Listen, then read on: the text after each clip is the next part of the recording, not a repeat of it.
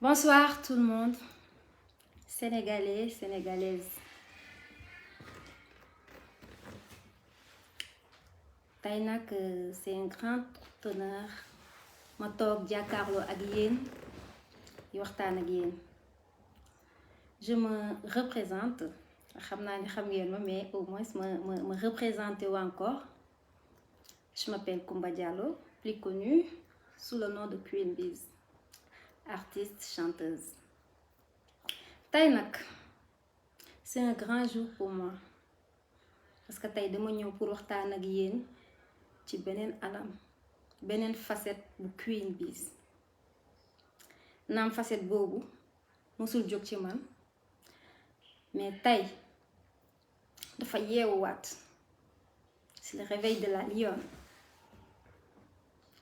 lu nekk nag am na lu ko waral, loo gis rekk am na lu ko waral. te tey nag lu ko waral mooy man Queen, seen doom, seen rakk, seen mag, seen jigéen, juddoo Sénégal, màggee Sénégal, jàngee Sénégal, xàmmewee Sénégal. Toute ma vie fii laa ko defee, dëkk ci dëkk bi, bokk ci dëkk bi, am fi wàll lool. ma jàng nag, ma defee sama cursus scolaire yépp entre Thiès ak Dakar. J'ai fait l'école Péchiney de Lam-Lam, sama école primaire foofu la. ma am sama entrée en 6e au centre de Tivaouane 4. ma def sama secondaire collège, j'étais au CM Ogo Diop. ma amee sama bac au lycée des Parcelles Assainies, jaar université, jaar UNIS. kon tey man su ma nee ci dëkk bi laa dëkk rek yéen war maa gëm, ndax loolu moo am. tey nag yàlla dafa def musique nekk passion, ma bëggoon ko depuis ma nekk xale. mais nag jàng laa mës a jiital ndax yàlla mayoon na ma mënut ko lool.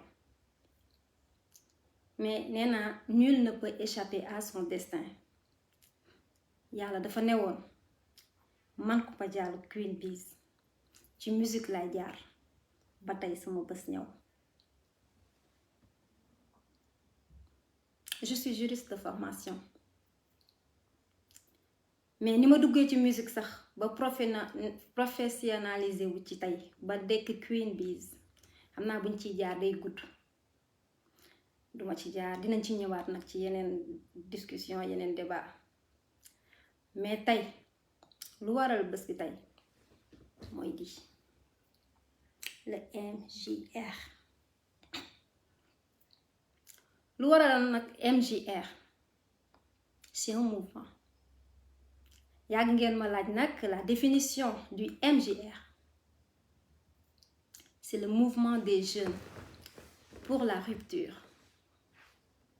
Et vous allez me demander pourquoi le MJR. bi ma duggee ci musique, macha allah, yàlla may na ma ci nag, may na ma ci loolu. sama carrière bu ma gisee tey am ñu naan ndax musique bi doxul wala dara, damay ree, ndax bu doon loolu rek duma ci jóge, te mësuma ci jóg. sama musique tijjil na ma ay bunt, waaye li ci gën a neex may na ma nit ñi. tey bu ñu toogee ba ne Queen Biz c'est l'artiste la plus suivie sur Facebook, dama koy sante yàlla, ndax ñu ngi à 1,5 million. waaye damay dolli rek ne même sur Instagram on est à 1,6 million. kon loolu dama koy sante yàlla bu baax a baax a baax. nit ñooñu di ma suivre nag, la plupart des jeunes, ma taxaw def seetlu, may waxtaan ak ñoom, di leen déglu, di xool seen ay métit, di gis ñuy am benn crainte ci seen avenir di gis ñu jaaxle lool naam yàlla may na ma nag ci musique macha allah waaye ce serait très égoïste de ma part may xalaat sama bopp man kese doon naa toog nag te xalaat naan y a deux voies à suivre soit ma continuer sama musique nekk ci sama bopp duma yàkkal dara mais ci sama conscience lan laa apporté man sama peuple lan laa apporté la jeunesse sénégalaise lan laa apporté sama dëkk loolu dina ma topp et je serai complice parce que maa ngi xool jeunes yi di sonn jeunes yi di jaaxle jeunes yi di am lu leen metti jeunes yi di tiit pour seen avenir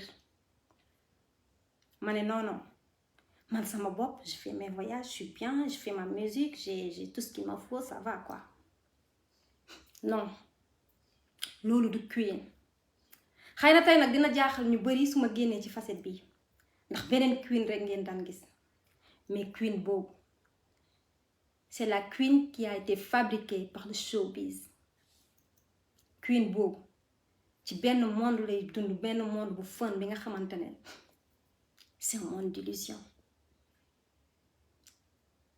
sama vrai combat tey la commencé je ne regrette pas nag parce que tey xëy na loolu moo ma may public bi yépp di ma topp regretté wu ma ko mais tey il est temps ñu jël suñuy responsabilité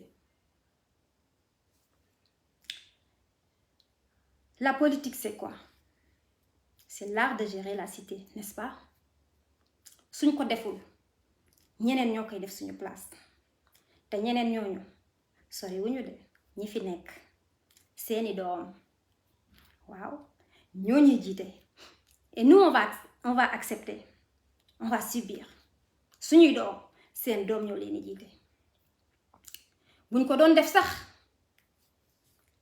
di ko teg ci yoon di def une politique saine une politique de jeunesse bi nga xamante ne jeunes yëpp dañ ci gis seen bopp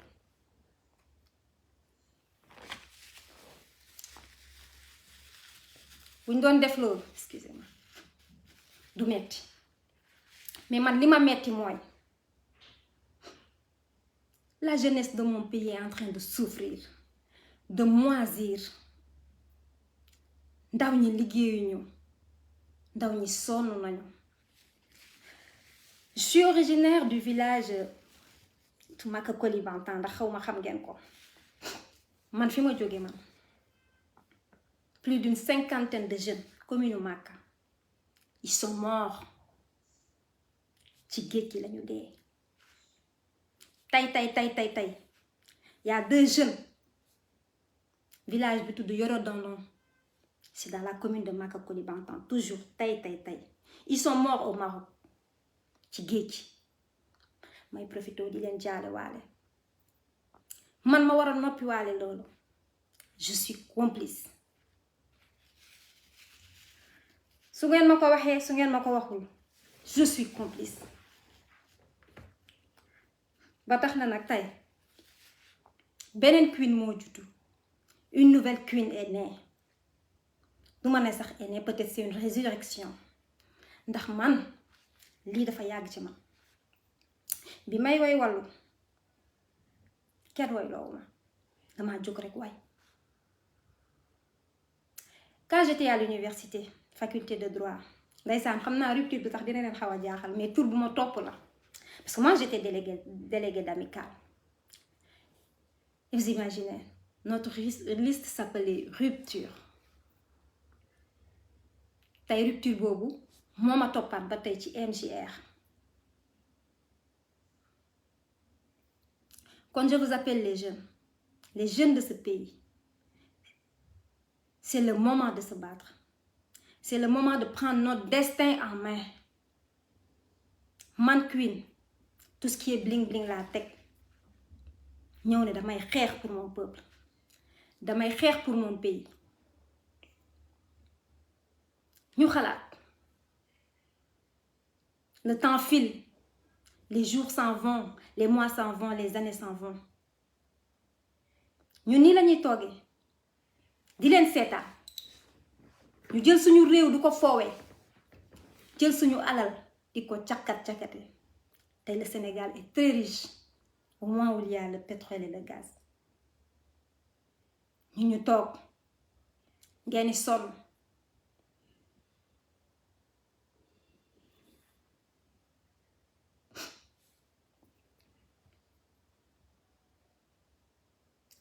MJR nag juddu na tey c'est le mouvement des jeunes pour la rupture et je vous tends la main vous la jeunesse de mon pays maa ngi leen di tendre la main ngeen ñëw yéen ñëpp ñu liggéey ce pays nous appartient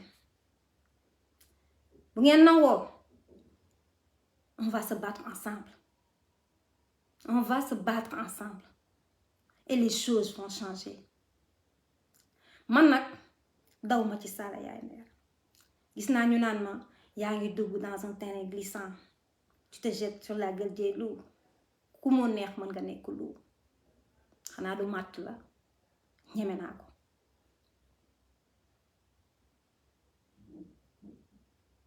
wow ma sax ragal nag mouvement bi kuy hésité wala ku ragal sax parce que am na benn instant buñ fa tolloo nit bu sësee sës na te man dama sës am na ñu may jéem a woo di ma dissuadé bugguma dégg loolu dama am objectif et objectif boobu dama bëgg man ak yéen ensemble ñu atteindre ndoo ko et un jour viendra on sera fiers de nous dinañ mën a di nettali suñuy doom wala suñu ay sët qu'on faisait partie des gens qui ont libéré ce peuple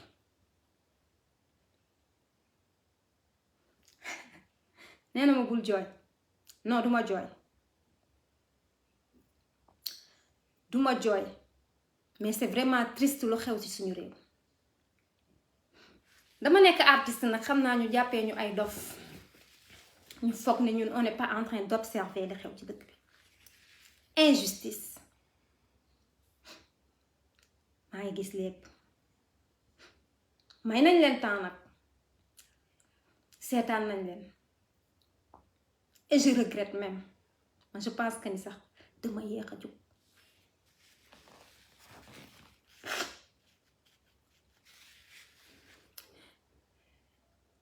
ce combat est un combat très important pour moi et je ne le fais pas pour moi je le fais pour nous la jeunesse sénégalaise. J'ai vu le président de la République. Il est en train de faire une politique de jeunesse, je ne sais pas, Joko, Akndawi, tout. Monsieur le Président, pendant 10 ans, je pense qu'ils ont pris le pouvoir en 2012, ou 2022. Pendant 10 ans, où étiez-vous? Bientôt, ba mu dese leen quelques mois au pouvoir, ou même moins de 2 ans. Ngeen ñëw ngeen ne da ngeen di def politique de xawma lan jokkoo ak ndaw ñi bu ñu nangu ku ñuy nax nañu yeewu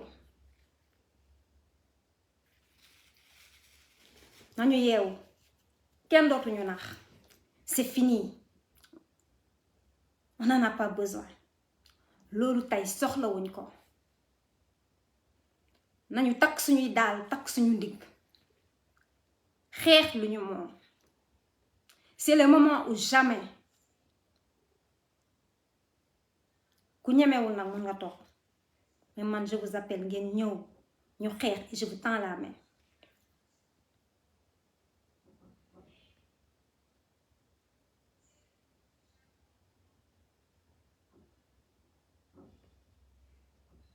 Oui. C'est des milliardaires. Leurs enfants de multimilliardaires. Sénégal dafa neex. Sénégal dafa neex. te loolu mooy jeex.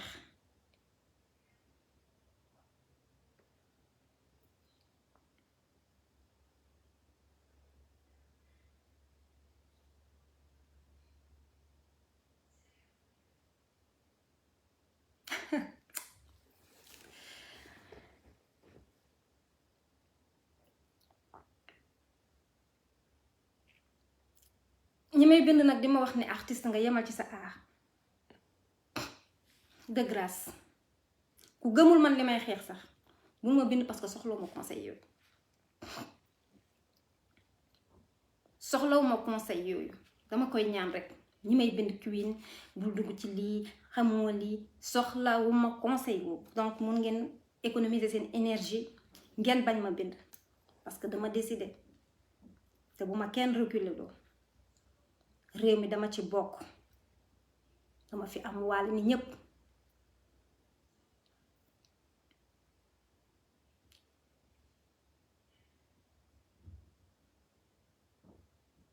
dama fi am wàll musique métier la c'est vrai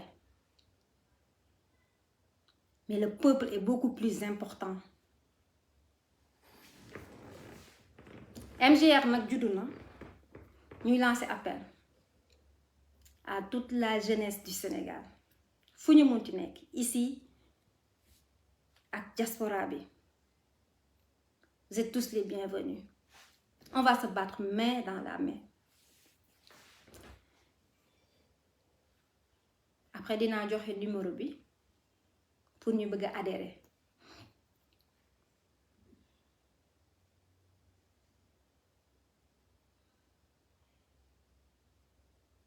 L'engagement c'est quoi?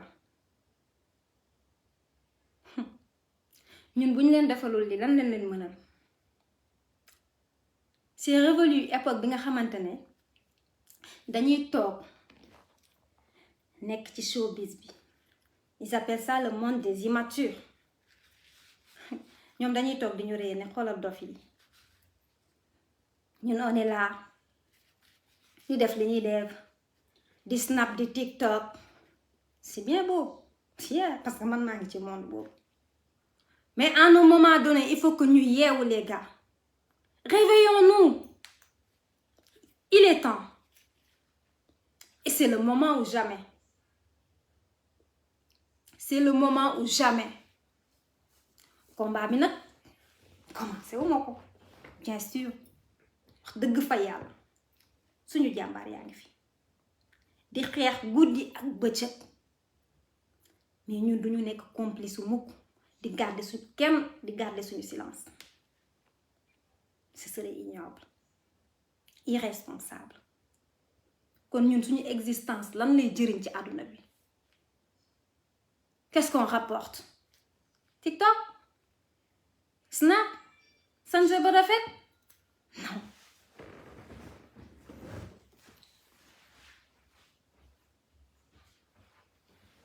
ba tax na nag tey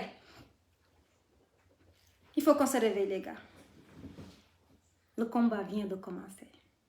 Man nag je me surnomme la lionne de l'opposition. waaw. duma koo ñeme naa li may wax ñeme naa li may xeex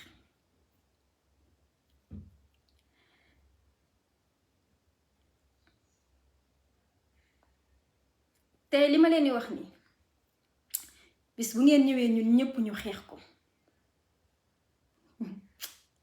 un jour viendra yéen ñëpp di ngeen ne alhamdulillah parce que defaluñ ko suñuy bopp sax kese. On le fait pour nos petits frères et nos petites sœurs. On le fait pour nos enfants. ku fi ñëw yaakaar bu ñu toogee gis ngeen nit ñuy def injustice bi moom waxaaleetuma ko nguuru jaay doole nguuru def lu leen neex ku leen arrangé baax na ku leen arrangé wu ñu effacé dootuñ ko nangu. C'est fini.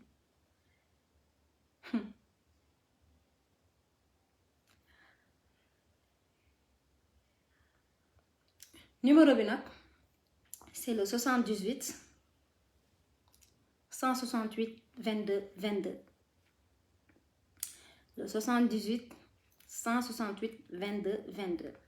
Vous pouvez nous contacter. On va créer un groupe WhatsApp. ñun ñëpp ñu ànd bokk xeex li ñu xeex.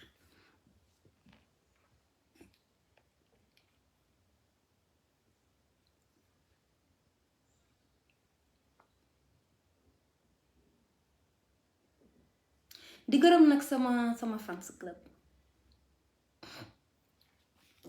bi may commencé affaire bi quand la présidente m'a contacté dama ko yóbbante ci sama fans yi ma ne ko bis mu ne ma waaw ma ne ko boo demee neen ma sama fans yi nañ ma baal ak parce que fans aussi ñoom ils se sont organisés sur le club international et les autres fans aussi les staff et tout ma ne ko ñoom ñëpp nañ ma baal ak ndax engagement bi ma jël nii xëy na dina am ñu muy neex ak ñu mu dul neex dina am ñu far fii ñee far fee te ñoom ñëpp dañu boole bëgg Queen di xeex ndax Queen di liggéey ak Queen ma ne ko boo demee nga wax leen ñu baal ma ak mais jël naa sama décision je m'engage mais li ma tontu moo sedd sama xol mu ne ma pour le cas des fans ne t'en fais pas ñun yow lañu bëgg foo bëgg foofu lañu bëgg loo bëgg loolu lañu bëgg foo dugg foofu lañuy dugg loo def ñi ngi ci biir d'ailleurs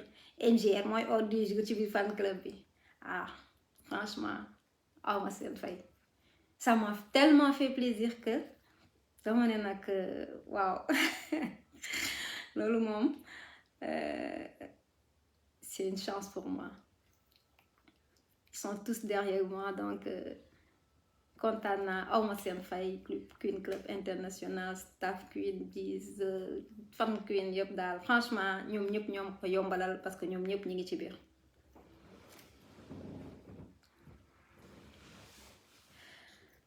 parlant de la vieille parce que du ma tudd tur moom tey su ma tuddee tur rek damay may buzz te man duma may buzz ce sera trop facile. Il y a la vieille qui me dit que ni man dama manquer de notoriété moo tax may wax wala may engagé wala may jéem a wax ci ñoom je te dis et elle me menace avec des soi-disant ONG. Je dis à cette vieille en 2013 laa taxaw biir Nations Unies au siège des Nations Unies à New York way def discours ñu tàccu ma xam naa ne mosoo fa teg sa tànk ndax danga bëgg buzz soo ko defoon wane ko donc avec tes petites ONG à la con loolu duma intimider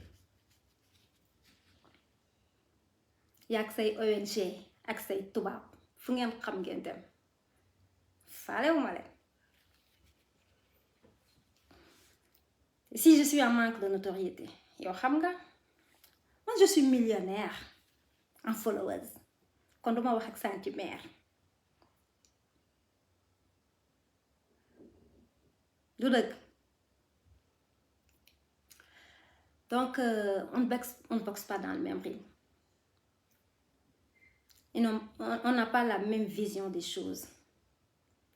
On n'a pas la même façon de faire la politique. Nous, on va le faire avec classe. Dinañ ko def ak classe. Dinañ ko def ak engagement et détermination. Dinañ ko def avec dignité. Kenn duñu jënd. Kenn duñu xokkatal. Kenn duñu dugal ci naka sudul noonu. Kenn duñu noot. Te nag duñu sukku kenn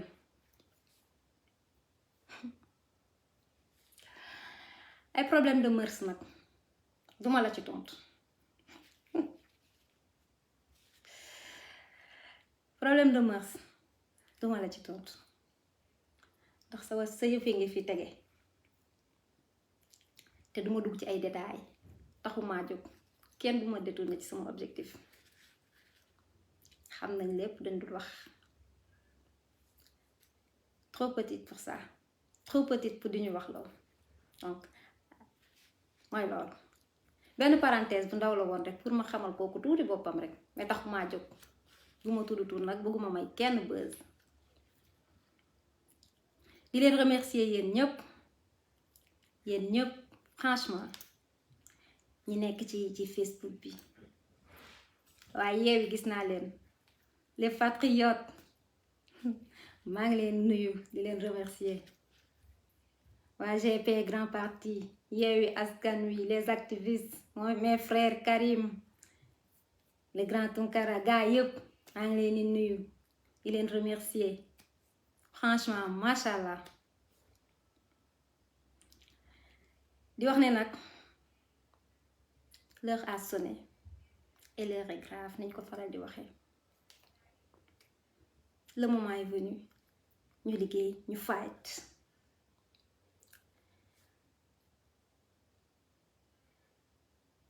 ci ordre du jour yi aussi waxoon naa dinaa wax ci 3e mandat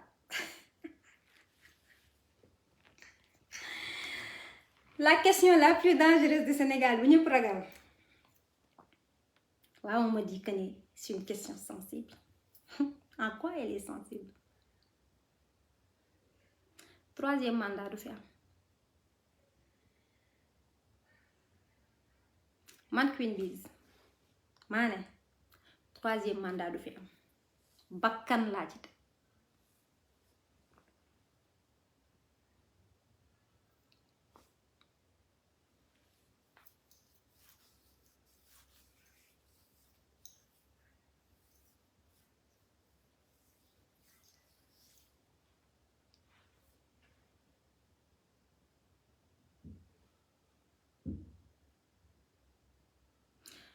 waaw ma Cocoli 20 ans je vous salue maa ngi gis seeni message ne vous inquiétez pas seen doom yeewu na Sénégal sax laay wax seen doom yeewu na li doon nelaw ci ñun jeex na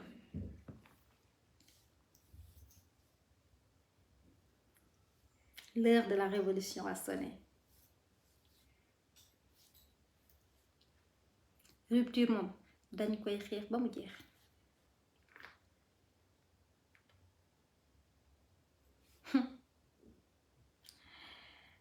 politique nag mi ngi door a am gan Queen egsi na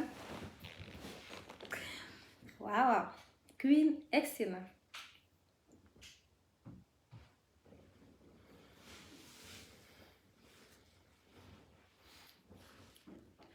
bon on va récapituler puis ñi nga xamante ne nee nañ dañu raté aussi bon que c'était ça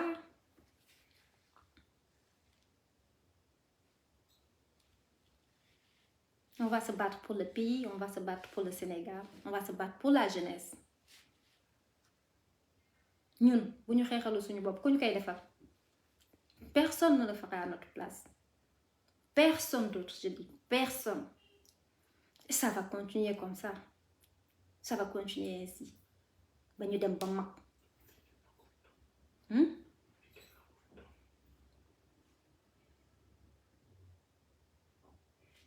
Sénégal bu neexoon est-ce que les jeunes vont s'enfuir est-ce que dinañ dem immigrer ji est-ce que dinañ jël bateau yi di dem bu leen leeroon ni dañ fiy toog di am liggéey est-ce que dinañ def loolu ñi dem aussi y a beaucoup de chômeurs là-bas de en Europe dem naa fa États-Unis dem naa fa c'est pas l'Eldorado les gars et il y a beaucoup de nos compatriotes qui sont en train de souffrir ils sont dans la galère dans la dèche totale ñii amuñu këyit ñii amuñu liggéey mais koo ci ne nañ ñibbi Sénégal mu ne la deewa ma ko gënal dee et vous pensez que ce pays marche koo ci ne nañ dem Sénégal mu ne la dee moo ma ko gënal dew ma ngeen foog ne bu Sénégal neexoon ñooñu duñu ñëw avoir une vie stable une vie de famille takk jabar du nekk ci ngi am lu ñu bëgg yépp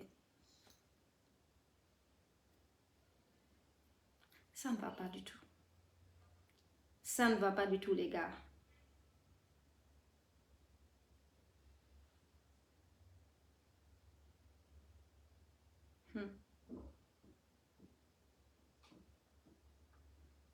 ok l'idée générale c'était ça je vais essayer de répondre à certaines questions après juste ma jël ci quelque rek après bon.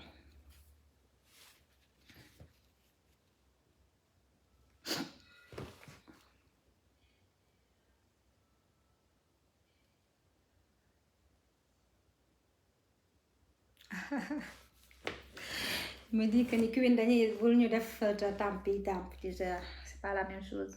Il faut vraiment pas faire la comparaison parce que tamit xam nga nit bu ñëwee xam nga bàyyi léppam nekk ci benn détermination aussi ce genre de message vraiment ça le fait pas quoi, ça le fait pas.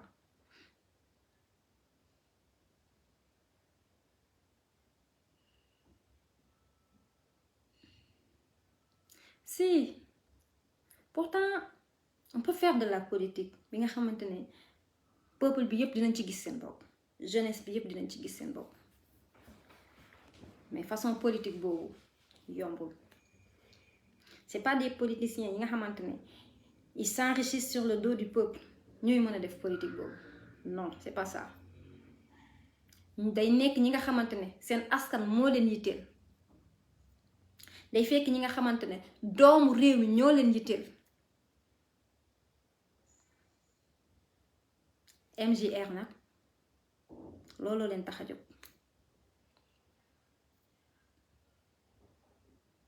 di jàlle waat suñu mbokk yoro doon ñi nga xamante ne tey y a 2 jeunes qui sont morts en mer pour rallier l'Espagne. xam ngeen loolu metti na te man foofu laa jógee sama dëkk commune Maka Koulibantang nga xamante ne on a perdu une 50aine de jeunes. foofu rek laa mën a wax mais Sénégal yépp bref le message est lancé donc ñu xamee ko noonu xam ne MJR juddu na seen doom juddu na ngeen ñëw ñu jàpp ci c'est notre bijou à nous. On va se battre, on va s'opposer Inch'Allah. Merci beaucoup les gars. Donc numéro bi c'est le 78 168 22 22. Venez nombreux, on vous attend et on va se battre ensemble. Love you les gars. Bye.